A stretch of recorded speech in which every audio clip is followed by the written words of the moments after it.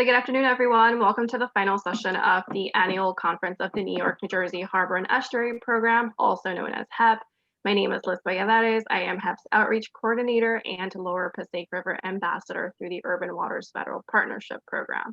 On behalf of HEP and the Hudson River Foundation staff and the rest of our wonderful conference planning committee, I thank you all for joining us this week and hope you've enjoyed this conference as much as we've enjoyed planning it.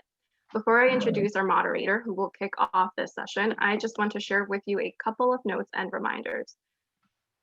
First, more than 500 people have registered to join us this week, showing us that there is a great interest from our partners from all across the region to learn about the topics that our sessions have covered this week, especially those that address how to better incorporate diversity, equity, inclusion, and justice goals into the heart of our work.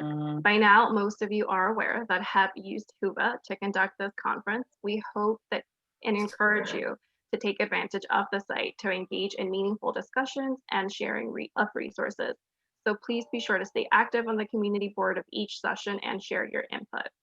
If you've missed any sessions earlier this week, please visit the video gallery on HUVA where you will find recordings of these sessions, which will remain available even after our conference week.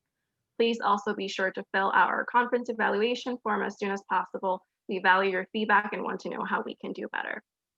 Last but not least, I encourage everyone, particularly those of you who are attending your first HEP conference, to visit our website at harborestuary.org to learn more about how HEP is working to bring the benefits of the Clean Water Act to everyone who lives, works, and recreates on New York and New Jersey shared waterways, and to learn more about our work groups, including but not limited to our Citizens Advisory Committee, which has played an integral role in the shaping of this conference. But I'm also a little biased because I work a lot closer with them than with any of our other work groups. Our moderator today will be Chris Daggett. He is an independent consultant providing strategic and operational advice to nonprofit and for-profit organizations in education, community development, local news and information, public policy, and philanthropy. Prior to his current work, Mr. Daggett served for over 8 years as the president and CEO of the Geraldine R. Dutch Foundation. He joins us today as the chair of the Policy Committee of the New York, New Jersey Harbor and Estuary Program. With that, I hand it over to you, Chris. Please take it away.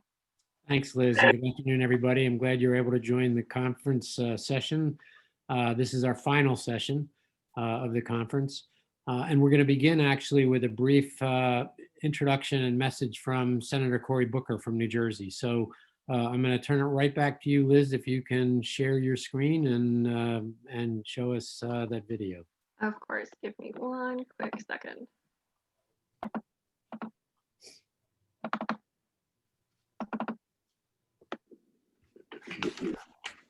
To work on issues that are vital to the harbor. Senator Cory Booker. Hi, it's United States Senator Cory Booker. Thank you for the New York, New Jersey Harbor Estuary Program. Your work bringing together a vaster and stronger coalition to work on issues that are vital to the harbor estuary is, to me, so critical. Look, I have seen the painful realities in my time as mayor of the city of Newark of horrific environmental injustices. The Passaic River was one, and there were so many great grassroots groups that were fighting to reclaim their river that had been so unjustly poisoned by corporations in the past who externalized their costs onto all of us while internalizing their profits off of what they stole. This is wrong, and we are seeing the painful legacy of those kind of awful actions. But we are not helpless. We can get the word out. We can rally our communities, and we can work together to make sure that the problems are solved, that the challenges are met, and that we take back our environment so they can be enjoyed abundantly by all. So much of my work in the United States Senate has been focused on just this, the lower Passaic River's cleanup. I'm honored to have made progress as a mayor, but even more so, fighting for these issues now on the Environment and Public Works Committee in the United States Senate. Bit by bit, step by step, we are making strides and understanding that the issues that we face are unfortunately issues all over this country. It's one of the reasons why I co-founded the Environmental Justice Caucus in the United States Senate and wrote and along with a lot of activists, the environmental justice law and legislation. We have work to do to empower local communities to act, to have the leverage, and frankly, the law on their side, to begin to take action and make the investments on the federal level to reclaim such critical environmental assets around this nation. We know this in our community. We know this in our harbor estuary. And I am so grateful for all of you to continue this fight, to raise the awareness, to add to our strength and momentum in the work that we're doing. Look, we have difficult challenges ahead. They are complex and they are many, but they are not beyond us. And you all give me greater confidence and strength that we will continue to see victories in the future. And that indeed, maybe, perhaps, in generations to come, they will enjoy the full abundance of our community's incredible nature, legacy, and past. We have exciting days ahead and good work to do. I want to thank you all for making me more hopeful about the promise that we have through our collective action. Thank you.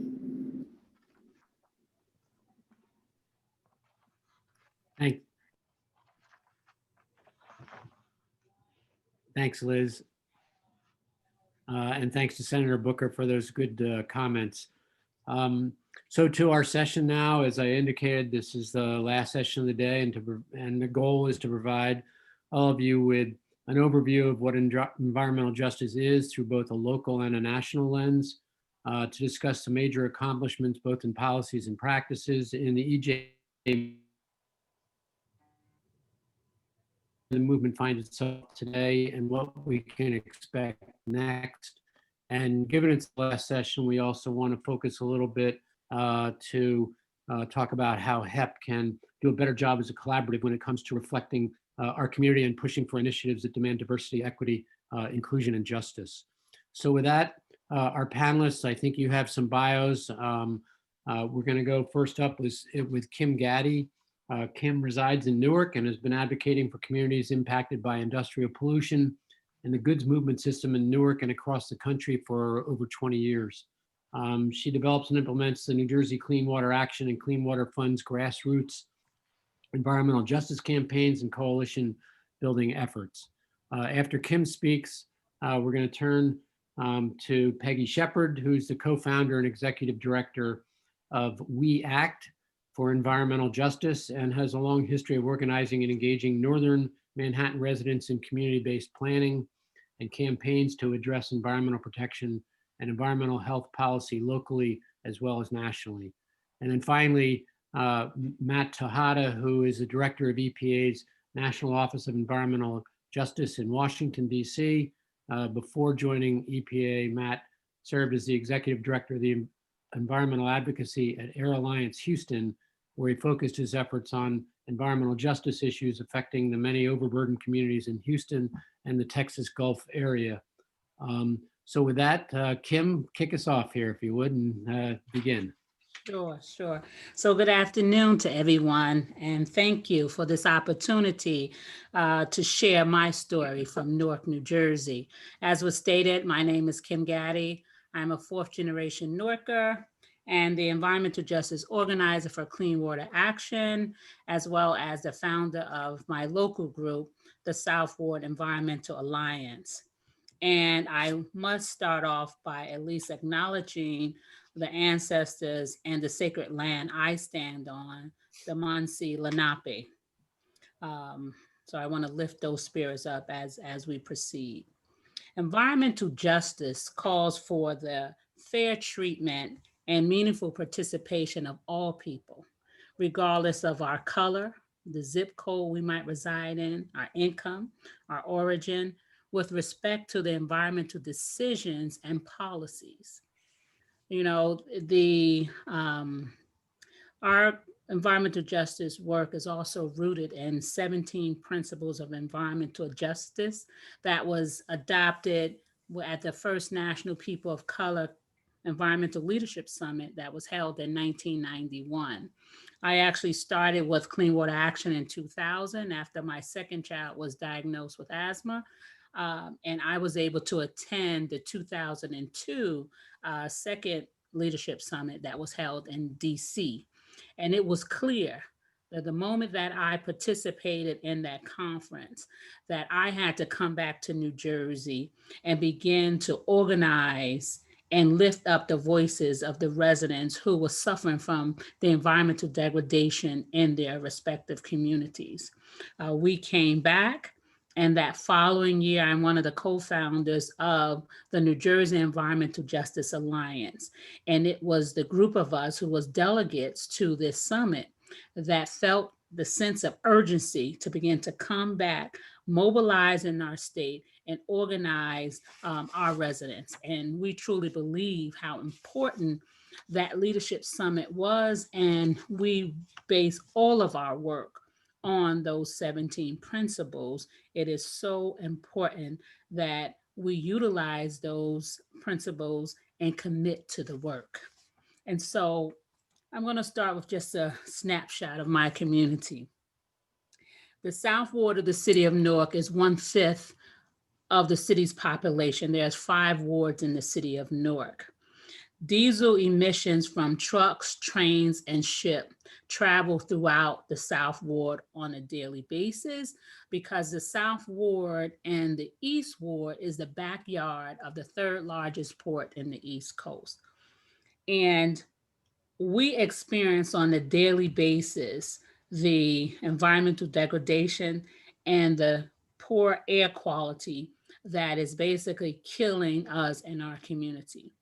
The port is the economic engine of the region, but it is the death zone for residents who live along and close to the port. The consequences are very high.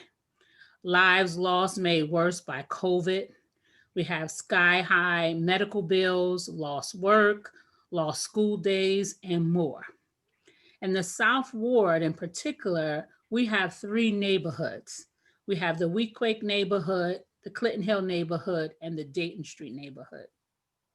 Now, the Dayton Street neighborhood is in a 10-block radius off of Freeland Heights and Avenue, and it is just several blocks away from the port and the airport. It is the home of over 3,000 plus residents, 1,600 households, and 85% of those households in the Dayton Street neighborhood, they live in public housing. This neighborhood sees 50,000 trucks that come in and out of the port, and 4,500 of those trucks travel on these local roads within this community. This one neighborhood, as I mentioned, 10 blocks, has a Superfund site, Sims Metal Management, which is one of the largest metal management companies in the world, 7 recycling and transfer stations, 2 youth detentions, 1 adult facility, truck warehouses, truck facilities, just to name a few. The East Ward is on the other side of the port and the airport.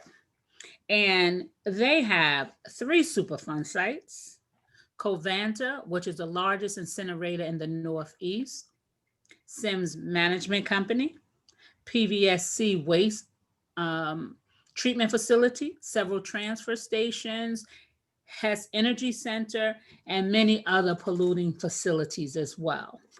And I kind of wanted to talk about those polluting entities just to kind of get you to see what the residents live with on a daily basis in these neighborhoods.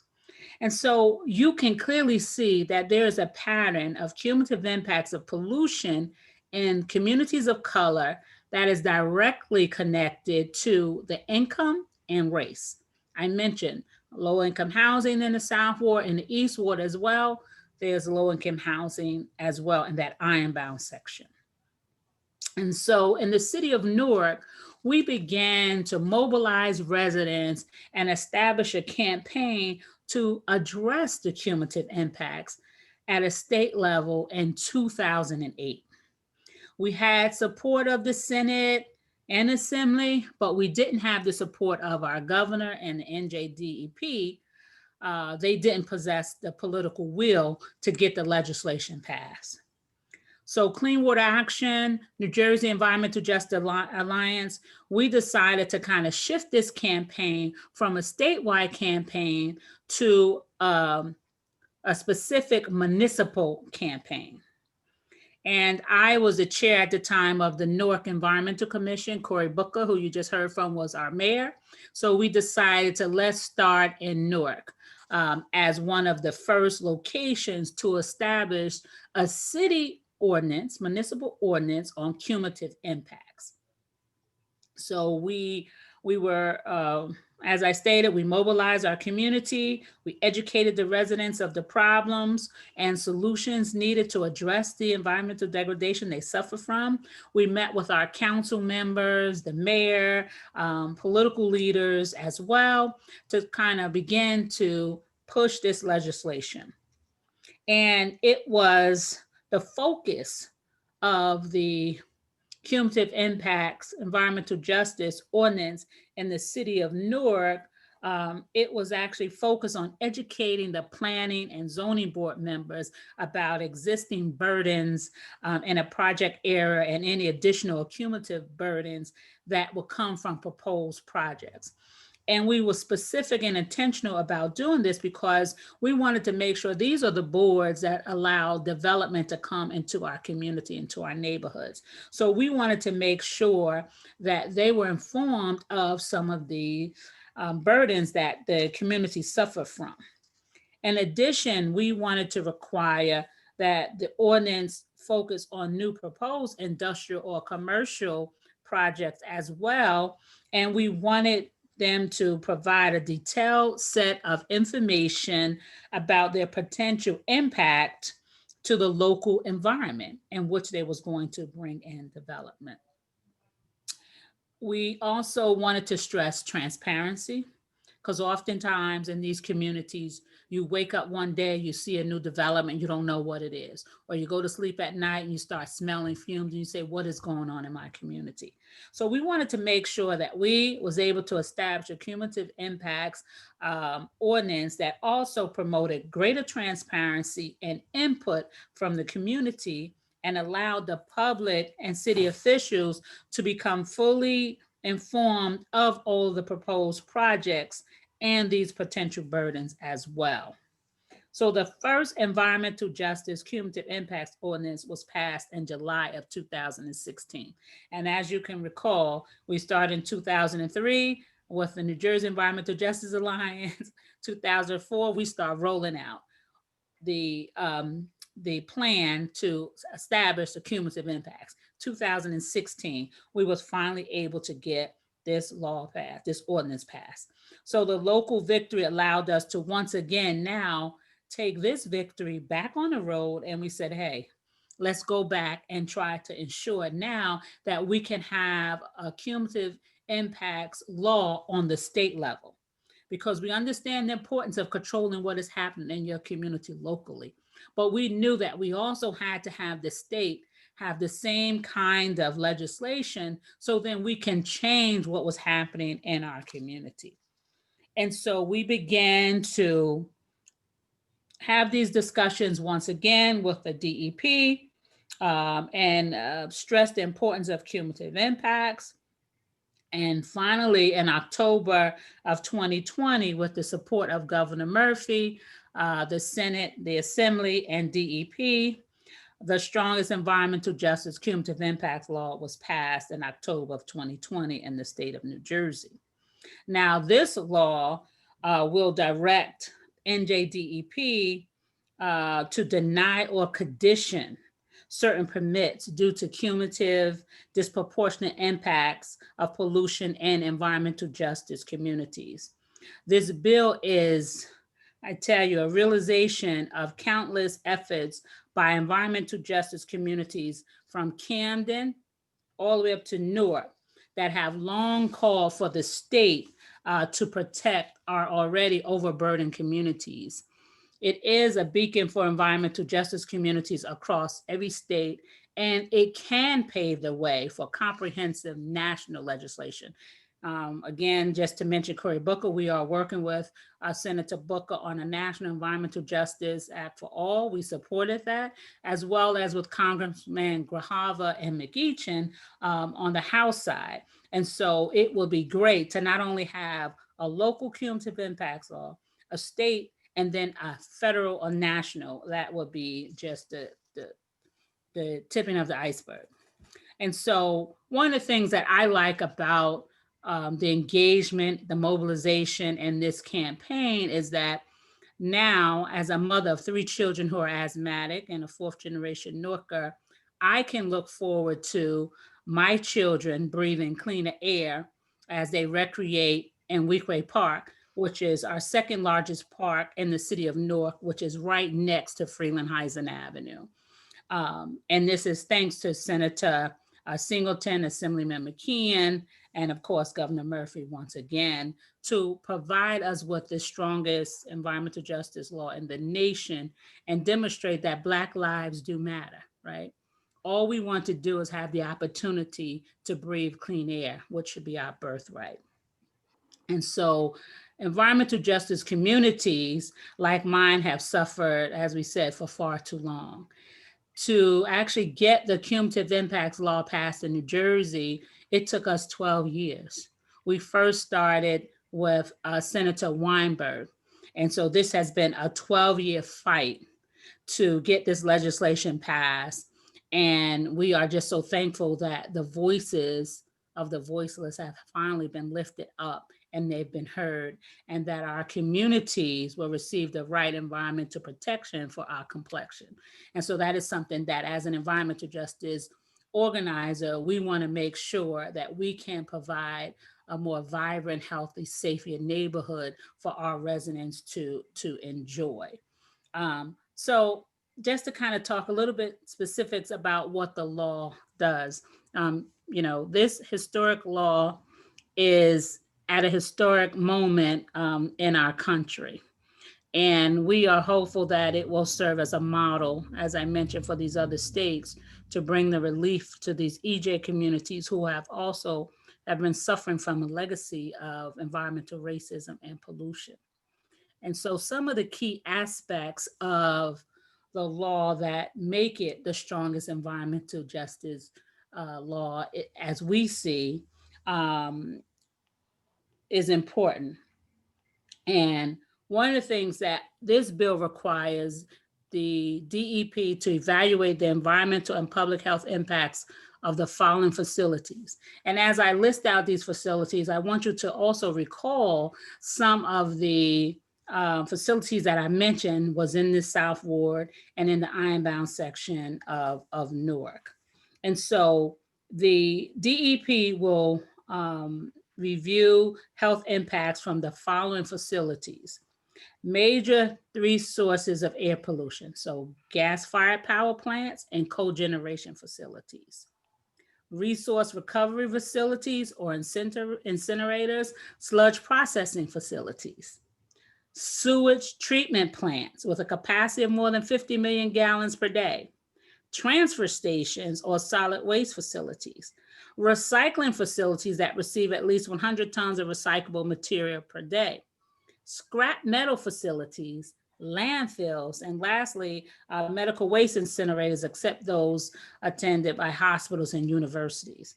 So if you recall, out of those 7 different areas, all of these areas was something we already see in our communities, right? These frontline communities are overloaded by these pollution sources. And that's why we feel this is the strongest law, because it will begin to address these specific areas that are causing us to have health issues in our community. The key provisions of the bill is that it defines overburdened communities as those with significant of color, non-English speaking or low-income populations. That's very important. And it also requires major polluters seeking certain permits and overburdened communities to develop an environmental justice impact statements with substantial detail, meaningful public input, and real DEP technical assistance in these impacted communities. And then lastly, it requires and empowers DEP to deny or condition certain permits due to disproportionate impacts based on the environmental justice, the IG impact statements, environmental justice impact statement. And so, I just want to conclude by saying that, we were able to get this law passed because we had the support of 600 groups, environmental groups, religious groups, social justice groups, that heard the cry for years of so many other individuals who were suffering from this environmental degradation. And just to name some of the organizations that I always want to lift up is the state NAACP chapters were very supportive of this. Our religious organizations and leaders, our social justice organizations like Institute for Social Justice and People's Organization for Progress, the New York, New Jersey Baykeeper, our youth environmental groups, just to name a few, were some of the key organizations that help lift this message up, because none of this work can be done alone, right? We have to be able to mobilize our individuals in our respective community, make sure they understand what the issues are at hand, begin to train the next generation of leaders, but more importantly, be intentional about making sure environmental justice is something that is talked about in all of these other organizations, and the importance of our lives, the ability to just thrive and live in an environment. And so I will conclude with that, saying that Thanks, the Kim. history of what we did was so important, and we will continue to mobilize and educate as we proceed. And thank you for the opportunity to share my story. Thanks very much, Kim. And it's a prime example of act globally, but think locally, and you start local and then build from there. Really good overview. Thank you. Peggy? Sure. So good afternoon, everyone. Environmental justice is a civil rights analysis of environmental decision-making. And we know that communities of color and indigenous peoples are most vulnerable to environmental hazards, pollution, and climate change because they are often the first and worst hit by extreme weather events that exacerbate the legacy of pollution and environmental degradation in their communities. Now, these events expose the lack of financial and family resources to be resilient in the face of such adversity. And meanwhile, these communities also lack access to clean air and water, healthy homes and schools, and sustainable communities. Now, this environmental justice crisis results from a complex legacy of housing segregation, land use and zoning discrimination, and inequitable environmental law enforcement. Systemic and institutional environmental racism has resulted in disproportionate exposures to environmental hazards and polluting facilities, which contribute to glaring health disparities, lowered IQ, and shortened lifespans. So We Act for Environmental Justice began in the late 80s in West Harlem. And before I start, I just want to highlight the death of Cecil Corbin Mark, our Director of Policy and Deputy Director, who was with We Act from the beginning for 26 years. He just passed at age 51. He was known across this country. He was known globally. He participated in all of the PrepCom meetings for the UN Sustainable Development meetings, provided technical assistance to the EPA and to environmental groups around this country. He is sorely missed by all of his colleagues, by We Act staff, and we will be hosting a memorial service for him on November 19th at 6 p.m. On Zoom. And you can find those links on the We Act website.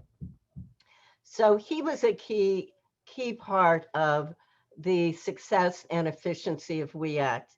Now, we began back in 1988 in West Harlem. But in 1991, I became a delegate to the first People of Color Environmental Justice Summit, where we developed the 17 principles of environmental justice. And the National Environmental Justice Movement convened and left with a mandate to go home and organize a grassroots base of affected residents and to begin to institutionalize advocacy in underserved communities. And environmental justice organizations, just to define that for you, are organizations that are headed by the people who live in those communities, and who have a membership of people who help drive those organizations and help identify the issues and are empowered to be a part of working in those campaigns to develop new policy. At the time, we had 10 very robust environmental justice networks that were organized to share knowledge with each other. We convened on an annual basis and really began back then a strong campaign at the EPA to ensure that we were getting the kinds of priorities on the issues that we deserved. Now, environmental justice groups place human health at the center of environmental struggles because the physical environment and our zip code is an important determinant of health for people of color. But along the way, despite the under-resourced environmental justice movement, our passion and effectiveness achieved the EPA Office on Environmental Justice, the National Institute of Environmental Health Sciences Environmental Justice through Communications grants, the National Institutes of Health Community Academic Partnerships, the Clinton Executive Order on Environmental Justice. And we have catalyzed an army of academic careers, university majors on environmental justice, hundreds of books. Our case studies are in textbooks and universities. Government advisory boards have been created at the city, state, and federal levels. Environmental justice legislation, again, has been promulgated at the city, state, and federal level. There are EJ fellowship programs, foundation funding, research interventions, and winners, female winners of the Goldman Prize, the Heinz Award for the Environment, and the MacArthur Award.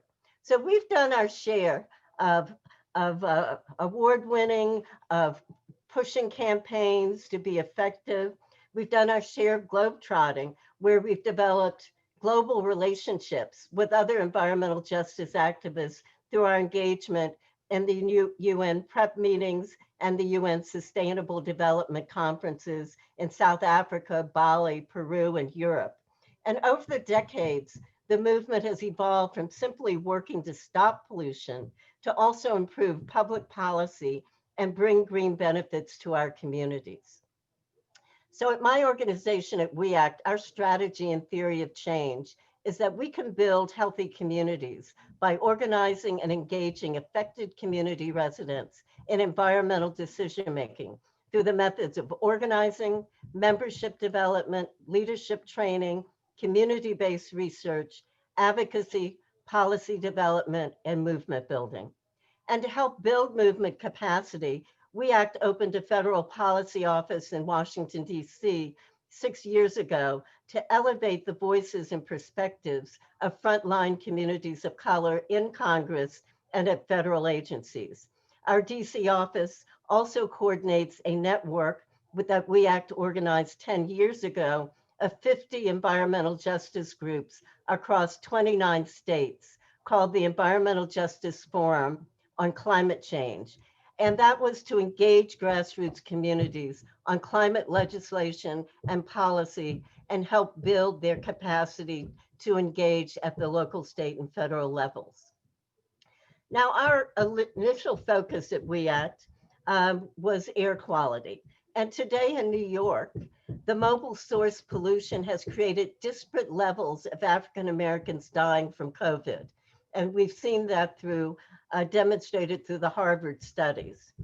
Today, though, the national average of air pollution has decreased, and many national green groups think it's a victory, we see that 71% of African Americans live in non-attainment areas for clean air standards, and 80% of Latinx. So as a result, for the past 32 years, WEACT has focused on community-based research on air quality and toxics with our Columbia Mailman School of Public Health Partners, where we are subcontracted to translate the environmental health research findings to community education and policy change. And that partnership has been effective. It's had significant impact on the passage of legislation and new policies. So our focus from the beginning has been on air quality and its impact on community health, which led us to develop a campaign called "If You Live Uptown, Breathe at Your Own Risk. Diesel Fumes Can Kill." And that helped catalyze the retrofit of the New York City diesel bus fleet, the largest in the nation.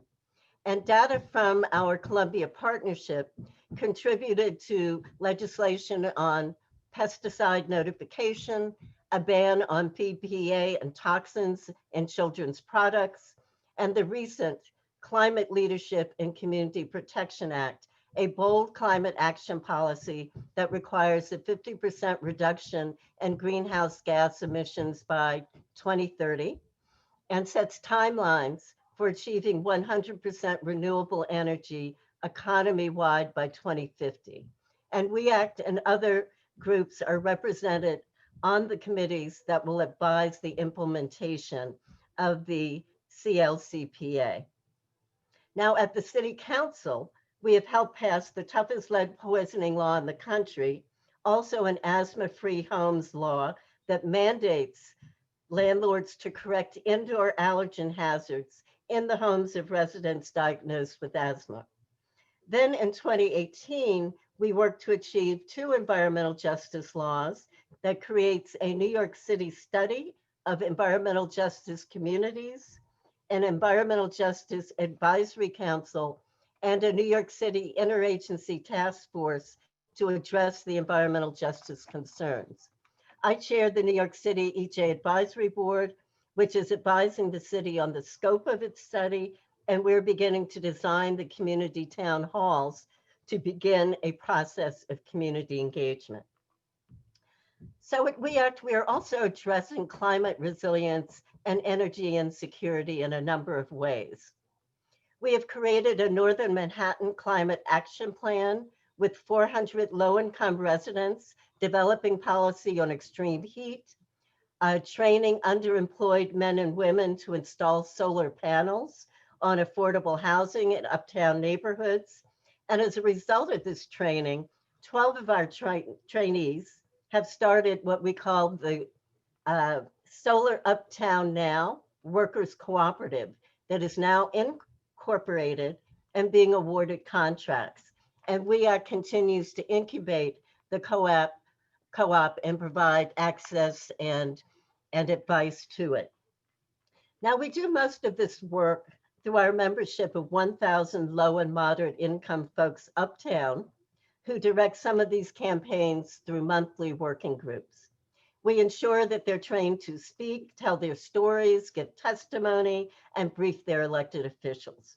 And we do the training for our members and public schools, and we contract to private schools, corporations, and other community-based organizations to teach and curate the curriculum through our Environmental Health and Justice Leadership Program. Now, that's a 10-week training that can include over 30 environmental and climate topics. We run the training in a public school in Washington Heights for 7th to 12th graders each semester for 1 week, where we train 90 students and advise them on projects that they develop and present at an expo each year, where the projects are judged and awarded cash prizes. We are really clear on the necessity to support emerging leaders in our communities. Now, just to talk about a few of our current priorities, we are organizing public housing tenants to develop a NYCHA agenda, NYCHA meaning the New York City Housing Authority. We're developing a NYCHA agenda for the 2021 citywide races for mayor, controller, and half of the city council, which is up due to term limits. Our goal is to mobilize and engage residents, raise awareness of the health inequities they face, and develop leaders who can advocate on behalf of the NYCHA community to really ensure that protecting public housing and improving living conditions is a top priority for the 2021 citywide candidates. And to achieve those political aims, we have just created a C4 political organization called We Act for Change. Now, our second priority for Healthy Homes has been to advance New York City housing policies that address current housing, building code, and enforcement gaps. For instance, gas stoves are likely exposing tens of millions of people to levels of indoor air pollution that would be illegal under outdoor air quality standards. So as a result, we're developing a statewide campaign with our allies called Out of Gas, In with Justice. And that includes an innovative pilot study that was developed by our late Cecil Corbin Mark. And the study is with 20 homes in New York City and 20 in Buffalo with Push Buffalo, where we will test the indoor air quality at 3 and 6 months. And the goal is to influence state legislation that incentivizes landlords in public housing and affordable housing to switch to electric induction stoves and heat pumps that can also provide cooling, given the increasing days of extreme heat. So electrification is an important priority for us here in New York and for the country.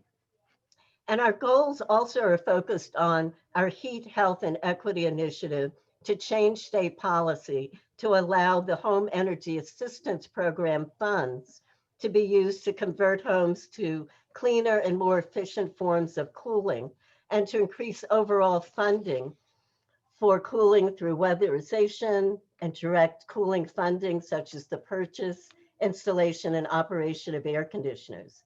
We're also working to promote awareness, increase the ease of the access, and the overall improvement of New York City's cooling center program.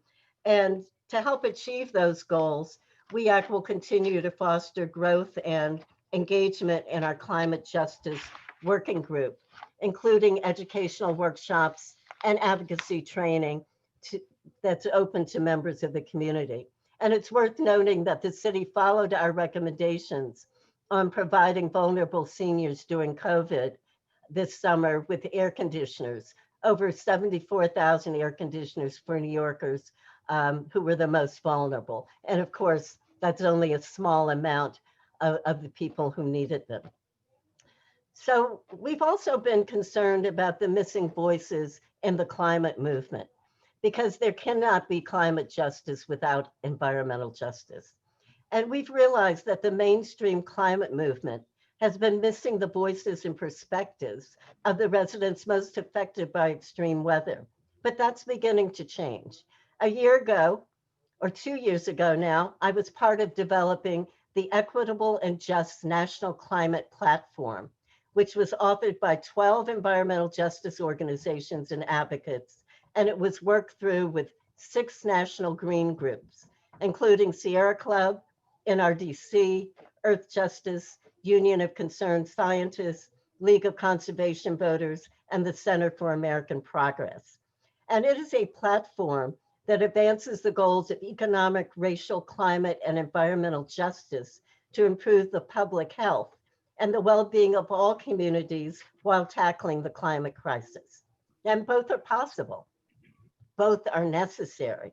And last fall with our allies, we began a process called the 5 Tables, where 5 climate platforms are meeting together to assess our alignment and where we may need to work out some challenges. And, you know, as an environmental justice movement, we continue to advise the Biden transition team, where I co-chaired the Biden Environmental Justice Subcommittee, one of many committees which submitted recommendations to Biden for the first day and first 100 days of his administration. And several environmental justice advocates are members of the agency review teams for the White House CEQ and the EPA. So as we go forward, there's really a new realization that all of these issues are interrelated and cannot be addressed in our silos and in isolation. And I believe that the country and the social justice community, the environmental community, is now woke to that reality as well. And I expect that we're going to make significant progress on environmental justice concerns in our new administration. Great, thank you, Peggy. Excellent, and literally up to the minute in terms of working with the with the president-elect. So Matt, take it away. Hi, everyone. Thank you so much for joining us, and thank you also for HEP for inviting us. My name is Matthew Tejada. I'm the director of the Office of Environmental Justice in the National EJ program at EPA. I just want to start off by also lifting up the memory of Cecil Corbin Mark from WEACT. We at EPA were shocked and saddened when we received news of his passing, especially for somebody as young as Cecil still was, with so much left to do and left to achieve. We were very, very sad by the news, and just want to know that he was much loved and cherished by many of us at EPA, his colleagues, his friends, and we'll continue to lift up his memory and his legacy through what we do at EPA. So I wanted to start, I'm just going to give a pretty basic overview of where I kind of see the present moment at EPA for working on environmental justice. And as both Peggy and Kim shared, there is a lot of hope and a lot of expectation for making progress on environmental justice at EPA. Things like the recent law that was passed in New Jersey, it cannot be underestimated how important that law is, not only in its present moment for really setting a standard for the seriousness with which the environmental justice can be taken up in law, but really of historical significance for taking on issues such as cumulative impacts and disproportionality, and actually putting them forefront in the very fundamental decisions and responsibilities of government. A lot of people across the United States, not just those of us who practice environmental justice at the federal level, but across the United States, people are watching New Jersey and the implementation of this law for a lot of reasons. So it really is a credit to Kim and her colleagues, many colleagues across the New Jersey area, for literally decades of work to come to this place where such a law could come into being. So at EPA, I wanted to start off just by recognizing we've been practicing environmental justice at EPA since 1992, and it is absolutely wholly responsible to the efforts and the advocacy and the activists of people like Cecil Corbin Mark and Peggy and many of their colleagues, not just from around the urbanized parts of the United States, the heavily populated areas, but all sectors of what we now understand as environmental justice and environmental justice communities and organizations and leaders from rural America, from Indian country, from indigenous organizations. The Office of Environmental Justice exists because of their efforts, and we still very much treasure and pay respect to the fact that our program was founded from their efforts, and our ongoing efforts and priorities and activities are still grounded in the demands and the requirements and the experiences of communities with environmental justice issues across the United States. I wanted to start out by pointing out something that's really important. It's really important in this moment we have right now. And it's really important to point out, and this is something that we regularly do when talking about environmental justice with our colleagues within EPA. When we were originally founded in November of 1992 by Administrator William Riley, we weren't actually called the Office of Environmental Justice. We were called the Office of Environmental Equity. This is an important distinction that escapes a lot of folks, especially, when we're talking with folks at EPA that maybe aren't as familiar with environmental justice, or when we are working with colleagues at the state level or at the local level as they are beginning across the United States to really understand what environmental justice means and how they can incorporate it into their programs and their policies. And it's a simple distinction, but it's an incredibly important one.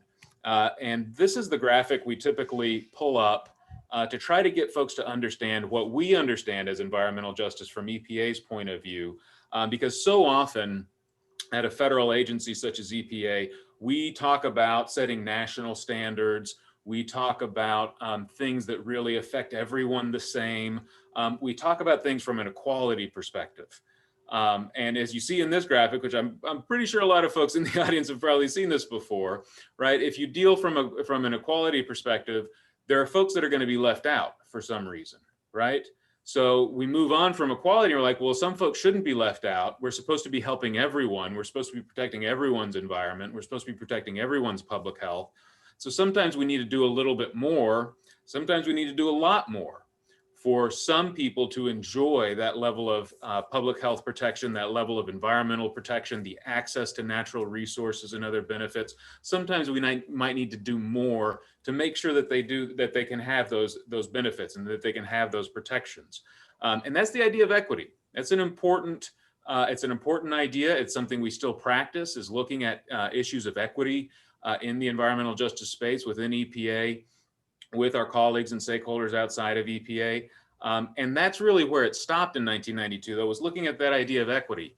And I think very importantly, again, because of the efforts of a lot of the folks from outside of EPA, the environmental justice leaders across the United States made the point that no, great that y'all established that office, but you're still not getting it. It's not about equity, it's about justice. Yes, we need you, EPA, to do more for those communities that need more help, but we also need you to figure out why they need more help and go fix that reason too. We need you to go back to the cause of communities not having the same level of protection, not receiving the same level of benefit. And as Peggy talked about very, very directly and very pointedly, those are historical reasons. Those are policy-based reasons. They go back decades, they go back centuries, generation over generation. And justice is about finding those things that have caused that wrong to exist in the first place and correcting that root cause. And that is the ultimate goal of the environmental justice program at EPA. It's not just trying to do a little more or a lot more now to bring folks up. It's about going back and finding what are those reasons why communities have been left behind in the environmental protection endeavor of the United States, and what can we do to make sure that we fix that going forward. So along with changing the name of the office to the Office of Environmental Justice fairly quickly after it was originally founded in 1992, we also established a definition. And if you really think about that equity and justice distinction that's really important at the root of a lot of what we do, you might think that this definition is a little lacking. There's two real key phrases in the EPA's definition of environmental justice. One is fair treatment and the other is meaningful involvement. So fair treatment, I'll leave for a minute. Let's focus on meaningful involvement. What does meaningful involvement mean? Well, I think a lot of folks that actually work in the EJ space, you just kind of intuitively know what meaningful involvement means, right? It's making sure that the community that is impacted has a seat at the table, has a voice in the conversation, is being heard, is being listened to, and is influential on decisions that are going to impact that community. And there's a lot of different ways that EPA has really progressed our thinking around what meaningful involvement means. From the very simple, you can't have public hearings at noon on a Wednesday because folks can't get out of work to go to them, all the way to before you have a public hearing, let's make sure folks understand and have some access to some basic technical assistance, some capacity building, more forms for them so that when they get the seat at the table, when they have the opportunity to raise their voice, they can be as impactful and as knowledgeable and as influential as possible. So we've had some evolution and some progress in really refining that idea of meaningful involvement at EPA. In no means have we figured it all out. There is still huge amounts of progress to be made, both in terms of really setting some new horizons of what meaningful involvement means, but even from those things that we've established, making sure that we do them consistently, not just across EPA, but also, of course, across the federal government, since EPA is the lead for the Interagency Working Group on Environmental Justice, and the federal government really looks to EPA to provide that sort of leadership on environmental justice, to make sure that that idea and that practice continues to evolve and spread out across what the federal government does. The other issue, though, fair treatment, that is one that when you're thinking about that idea between equality and equity and justice, fair treatment is something that we haven't made a lot of progress in figuring out exactly what that means. You don't really see it come up in documents or in rules or in permits. It has been a fairly elusive term and idea contained in this definition. And we'll get to that, or I'll get to that here in a couple minutes, what I think we really have an opportunity right now to take this term and not worry about redefining this definition, but taking this and giving it some real power and some real meaning now. And it goes to things like the New Jersey bill that Kim was talking about. So at EPA, to talk about just some of the stuff that we have done over the last decade and kind of the opportunity we have right now, it was really important about a dozen years ago. The EPA prior to that had really thought about, yeah, we do environmental justice at EPA. We have an environmental justice office, go talk to them about it, right? Environmental justice was the job of one office to figure out what environmental justice meant for this entire huge agency of 16, 17, 18,000 people. Not a very effective way, not a very meaningful way to really start to drive change on something as critical as environmental justice. So about a dozen years ago, that paradigm was changed for EPA. EPA stopped saying, yeah, we have an EJ office, go talk to them, and started saying, no, EJ is everyone's job here. Everyone needs to figure out how to do EJ in their job, whether you're a permit writer or a rule writer, or you pursue investigations or you do cleanups. You got to figure out how to do EJ in your job.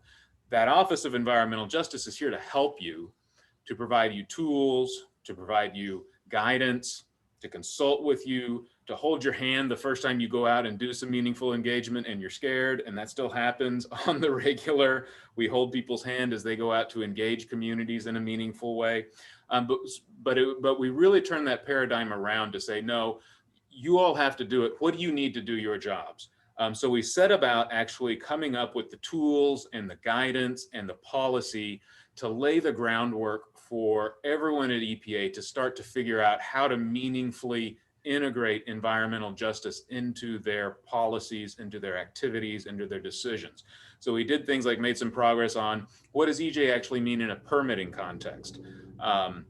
Didn't get as far there as a lot of folks would like, not as far as I would like, but we made some progress in figuring out how to incorporate environmental justice into the permitting process. We also figured out the relationship between environmental justice, which of course works to protect and support and lift up indigenous communities across the United States, and also our tribal program, which works directly with tribal governments on a government-to-government basis. You know, how do those two things work together so that they reinforce one another, support one another without stepping on anyone's toes, without diminishing in any way our government-to-government relationship and trust responsibility we carry for Native Americans and tribal activities across the United States. But how can those two things really work together well?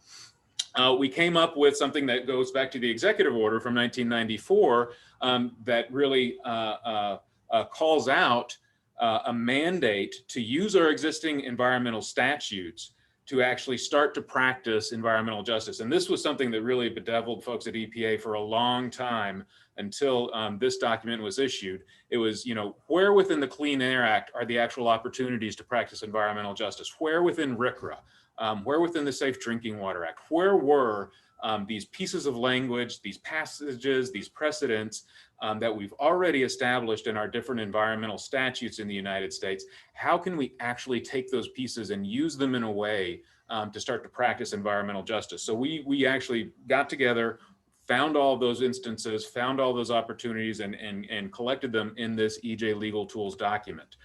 We did the same thing to an even greater extent, looking at one of the statutes in particular that can really be used well to practice environmental justice, the National Environmental Policy Act, or NEPA. So with the EJIWG, actually, we worked on producing a best practices assortment of methodologies to practice EJ in NEPA, very widely used, not so much at EPA as it is at most of the other federal agencies, and now states increasingly, that actually produce a lot of NEPA documents, that actually have to run a lot of NEPA processes for different projects, for different programs across the United States. This has been a very influential and very heavily used policy document. Even recently, you know, not really a week goes by that we don't have somebody that comes into the EJ office with a question or a request, and what they're really looking for are some of the practices and some of the opportunities that are described in the EJ methodologies and NEPA reviews. And then one of the biggest tools that we created during this time was our EJ Screen. And EJ Screen is an incredibly powerful but incredibly simple tool that starts to bring together environmental data with demographic data and combining those in ways where you can start to visualize environmental justice. We released it externally back in 2015. It's used widely within EPA for a lot of different issues, not just from public participation and engaging communities, but actually prioritizing decision-making at EPA, looking at impacts from different variations of decisions that we can potentially make at EPA. So it's a very widely used tool inside of the agency, but I think even more widely used outside of the agency by communities, and particularly by state and local transportation departments, planning departments, health departments, those agencies, those parts of government that actually start making decisions at a granular level on the ground, use this tool heavily to actually start to figure out, okay, who lives in this place? What other issues are they potentially dealing with? You know, what languages might they speak? Who do I need to talk to? What sort of questions do I need to ask? It does weeks or months worth of research in a few minutes and really allows folks to start to have a conversation from a common starting point and really sharpen the way that we can understand what are the impacts cumulatively that might be affecting a community.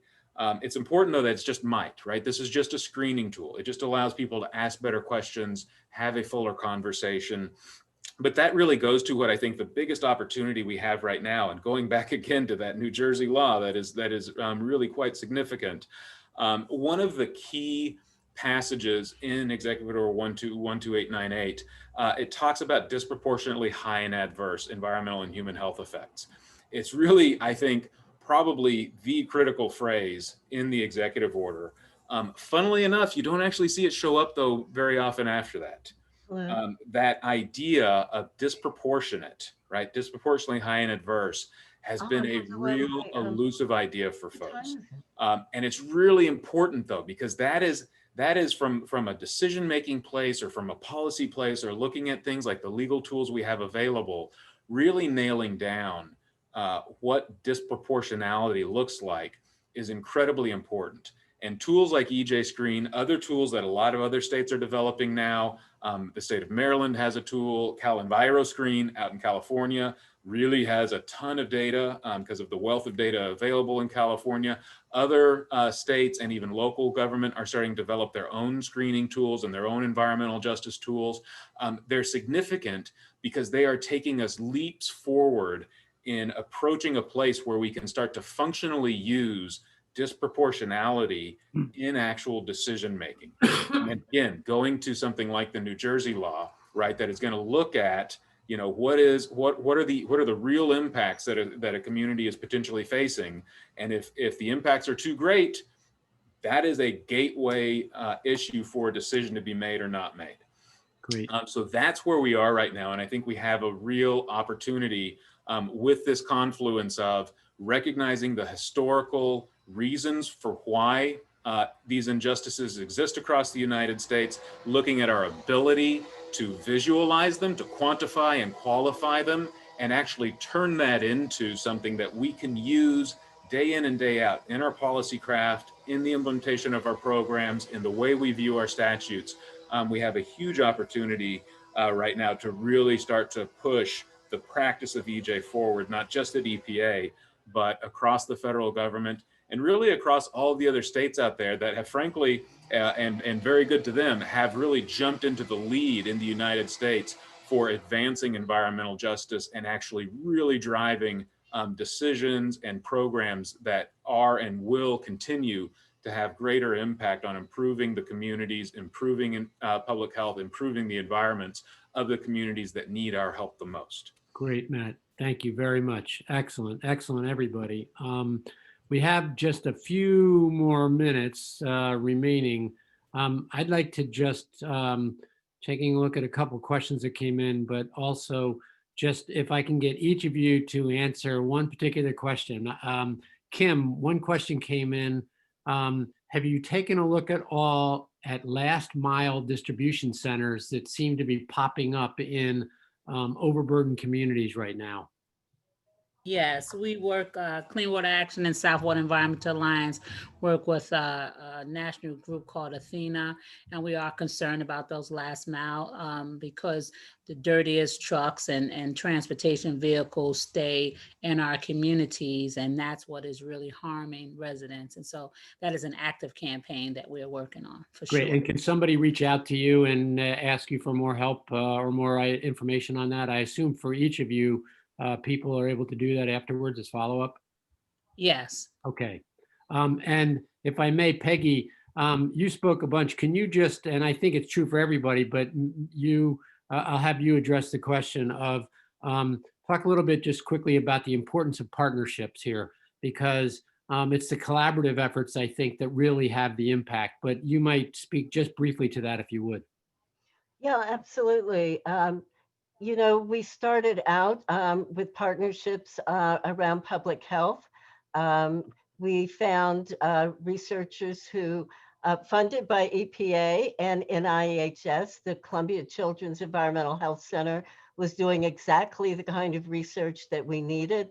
They were looking at the impact of diesel on pregnant women and newborns. And we were able to use that kind of data to really make a difference with the MTA bus fleet, where we house over 1/3 of the bus fleet uptown. But we've had partnerships, for instance, when Columbia University was expanding into West Harlem, and Fordham Law School provided support for us weekly to help the community residents develop their testimony for the environmental impact statement, to help us prioritize what was in the EIS that we needed to focus on, since we, groups don't have the capacity to focus on, 1,000 pages of engineering data. Yep. But they helped us with the residents being able to testify and understand the issue. Really, really important. We've had partnerships. Cecil was co-chairing the Just Green Partnership, which is a statewide partnership of over 100 groups working to develop strong legislation and policy on toxics. Yep, and I think really important. And it's clear in the things that Kim was talking about. It started at the local level, and then once they got at the local level, they started building more and more partnerships to make it so they got the state law eventually passed. And Matt, if sort of from the EPA's perspective, if conference attendees want to get more involved in environmental justice efforts or movements, what's one piece of advice you'd give them to do it, to do that? Don't come to Washington, D.C. Stay where you are. Work in your community. As long as you're not in DC or maybe downtown San Francisco, there is a community, and it's probably your community, in desperate need for people to Okay. devote themselves to looking at justice, seeking justice, working for justice, lifting up your voice, getting the least bit educated on something, and raising your voice can have such a huge impact across the United States. But doing it from that authentic place of where you're from, where you live, your community, and working together to organize that community and stand up for it is so essential. It really is. It is not just needed for the issues affecting that community locally, but and I tell this to folks all the time. It is the most powerful thing that we can do at EPA is when we are making a decision or we are wrestling with some problem, and the folks, all of us really, really smart folks inside the Beltway think we know the answer and we're going to set off on a certain direction. If we can bring in somebody from the actual affected community to look the other human beings in the room in the eye and say, nope, that's not what we've been talking about. We need you to do this. That has one of the biggest impacts I will ever experience inside of the EPA, are real community leaders coming in and saying, no, you're not doing enough to protect our community. We need you to do more. We need you to do different. We need you to do better. It has a huge impact. Great, thank you. And I would tell you, wearing the hat of a former head of a foundation, I always used to tell people the last thing we need in New Jersey is another 501c3. And that if you're thinking about starting an organization or starting something up, the very first thing you should do is ask who else is doing it already that I might be able to partner with, as opposed to going out and starting your own organization and then becoming just another competitive voice looking for funding and other kinds of support from people. So it's to go to the leaders like Peggy and Kim and others who have been doing this for years at that local level, and then figuring out how you can build from there to go on to bigger and better things. But Chris, we yes. really do need more of those C3s in underserved communities. Communities do not have advocacy organizations. We have a whole bunch of social service groups administering to people, but we don't have any groups empowering people. Yeah. And exactly what Matthew said, Cecil Corbin Mark embodies that. Cecil grew up in West Harlem. Our office was a 12-minute walk from his house and my house. And we took the issues that were affecting us in our neighborhood and began to impact them at the city, state, and national, and Cecil's expertise at a global level. So you don't have to leave home to go to another city to impact the world. Exactly. And I would say, Peggy, it is our responsibility from the government side and from the foundation side. There's enough money in this world to fund the communities that are going to have somebody stand up and work for them. We need to start actually taking that money and putting it in the hands of the people that are going to use it most effectively and that need it the most. It's all good points, and a good point. Kim, I'll give you one final word on that topic if you want, and then we got to wrap up. Well, sure. I mean, I agree exactly with what they said. And I would just, let our residents understand your voice is valuable and let your voice be heard. And when I use the word voice, is vote, organize in your communities every day. Like, it is so important. No one could tell your story. And we don't need individuals parachuting in our community to save us. What we need is people to come in and to help us, right? We have all the solutions and the answers. We just need the support and the funding. Great. So, well, on that note, let me thank each of you for participating. It's been a very good session. I want to remind people who are watching and listening to continue the discussion on the community board of HUVA. Again, as we close out this conference, it's been a terrific week. We've had more than 500 participants, more than 50 expert speakers, but most importantly, a lot of good discussion and sharing of ideas on a critical set of issues. Another reminder is that this is just the beginning. This is one conference, but there's an enormous amount of work to do. And we're hoping that you will join us at the Hudson Estuary program in talking about it and pushing us to do more. And the same goes with the Hudson River Foundation, which is the organization that actually administers and oversees the Hudson Estuary program. And we're hoping you'll continue to work with all of us on that.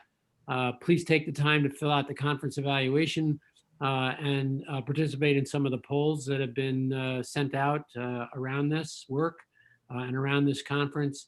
And then you can also find out more about the Hudson Estuary Program and the action agenda and the various committees that are a part of that at our website, which is harborestuary.org.